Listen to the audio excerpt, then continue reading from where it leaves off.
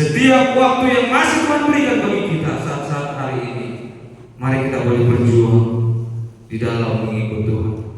Langsung saja Bapak Ibu yang kasih Tuhan, kita akan buka kitab kita yang tertulis di dalam Lukas pasal 13 ayat 22 sampai 30. Ini ayat yang lumayan panjang yang kita akan baca secara bergantian. Lukas pasal 13 ayat yang ke-22 sampai ke-30. Bapak Ibu yang kasih Tuhan, saya ayat yang ke-22, Bapak Ibu ayat 23, dan selanjutnya kita secara bergantian sampai di ayat yang ke-30. Demikian firman Tuhan, Lukas pasal 13 ayat 22. Kemudian Yesus berjalan keliling dari kota ke kota dan dari desa ke desa sambil mengajar dan meneruskan perjalanannya ke Yerusalem.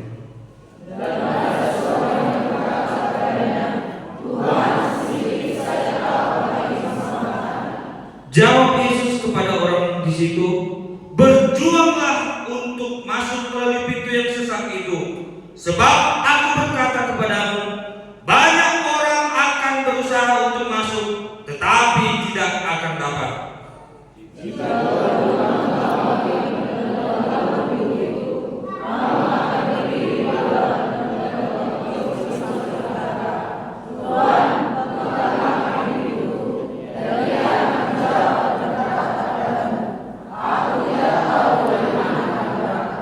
Maka kamu akan berkata, "Kami telah makan dan minum di hadapanmu, dan engkau telah mengajar di jalan-jalan kota kami."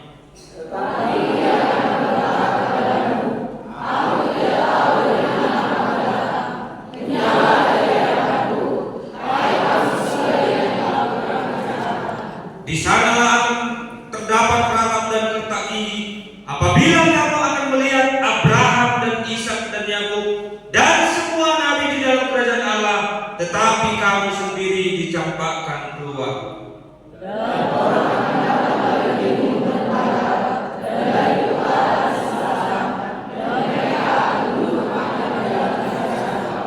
Kita akan baca bersama-sama dalam hitungan yang ketiga. 2, 3, ya. Dan sesungguhnya ada orang yang terakhir, akan menjadi orang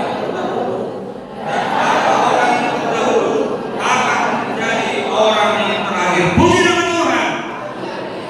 Bapak Ibu saudara kasih Tuhan, ini berbicara tentang keselamatan.